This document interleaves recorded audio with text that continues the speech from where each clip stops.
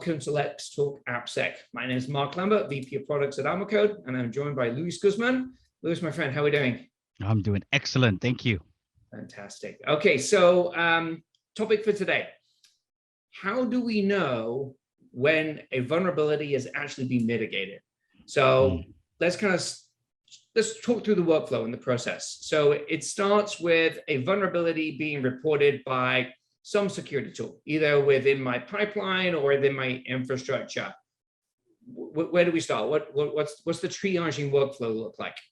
So yeah, depending on who the organization is, right, they have their own workflow, but each team's going to look a little bit different as well. But for the most part, you want to bring it in, vulnerability, here's the finding, criticality, right? Does it measure up to what I've already set up in my business policies? Great. Now, what do? Do we open up a ticket? Do we send it, to the right team? And do we have access to be able to put it in the right project for that team, like if they're working in Jira? But it kind of piggybacks off of what we talked about last time, was that there has to be a good framework established. Everybody has to agree on that framework, and then there has to be a workflow that follows that framework, right? So being able to understand that, I think that's a nuance, and that's what we usually do at the very beginning of our conversations when we're talking to prospects. Is please kind of lay that out for us so that we can get an understanding of where we're going. Yeah. So that first step is the triage, right? So I'm looking and I'm saying, I've got an open ticket or an open vulnerability, should I say, that comes in. I'm going to say, okay, am I confirming that's an issue? In which case, I'm now going to assign it for remediation. Am I going to accept the risk, either permanently or temporarily for a period of time? Or I could even categorize it at that point as a false positive if I know that it doesn't apply in my environment. So we've done that triage. Let's say we've gone to the open stage and we're saying, yeah, it's something that, confirmation stage, and we say, this is something that's real. If I'm able to remediate it myself, if it's perimeter or infrastructure, I can do patching. I'm going to go ahead and do that, or work through Big Fix or whatever I'm going to work through. Now, let's say it's a little bit more complicated than that. It's actually a code level thing, and I need to engage with the development team. So I create a ticket in Jira. Now what? The development team, it's just a new ticket that's thrown in. How does that workflow work? That's a huge gap right now, where just because somebody said that they fixed it doesn't mean that they did. And somebody can say they did fix it, but they actually didn't. And those two parts right there, we have to have visibility into that. So we would look at it in an automated fashion for us, right? For ArmorCode, you'd be able to say, okay, we can watch when these tickets get cut, and then when the ticket gets worked, and then when the tickets are being remediated, we can watch through that whole process, right? So there's a very, very much a life cycle of that ticket, from lack of better terms, from soup to nuts, right? From the very beginning of the meal to the end of the meal, when you have your after dinner drink, right? We could watch all of that, because in between there, you're not just asking for the work to be done, you're saying, let me keep everybody accountable, including myself. Right, as a security engineer, I'm keeping myself accountable to go back and take a look. So maybe I need an alert to say, hey, that actually got taken care of. Go review it. Perfect. So can you do that today? A lot of the tools that are out there right now can do parts and pieces of that.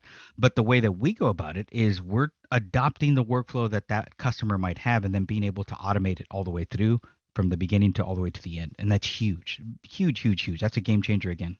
Yeah, to be able to customize the workflow through our no-code automation framework really allows you to streamline it specific for your organization, right? So you do the ticketing, you're going to want to obviously create a ticket in Jira, but if this is a high priority thing, maybe I also want to be able to notify the team in Slack to say, hey, because we all know, it's like, I used to be a developer, right? So a ticket would come in, you wouldn't look at it until you came to sprint planning, right? But if it's an urgent one, it needs to be addressed. So notifying the team automatically through Slack, or setting the appropriate criticality on that ticket as it's created is going to be important. And then from an AppSec perspective, you want to be able to see when that ticket goes from a new to an in progress. I want to have a clear understanding about what all of the findings and vulnerabilities are that the team are working on to remediate today.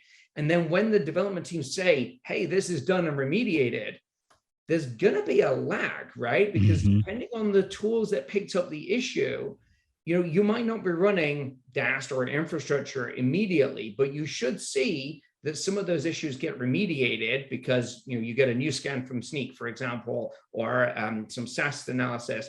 that comes in and that finding has been mitigated as part of that last analysis. That's going to be important. But then you've got this other group of tickets and findings where there's that longer lag. And you need to know that when the development team say, hey, I've remediated, that actually it does come around and be remediated at the end of the day.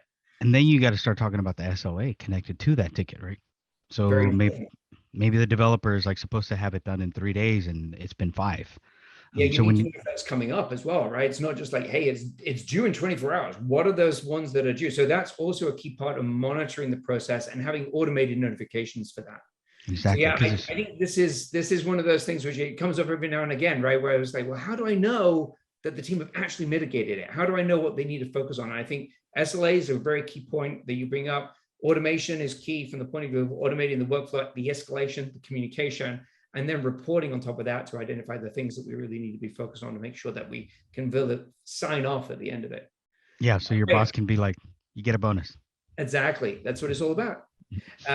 Baby needs some new shoes. Mm-hmm. So, all right. Well, thank you very much, Luis. And thank you to you, everybody, for your time today. Stay tuned. We're going to have another one coming up soon.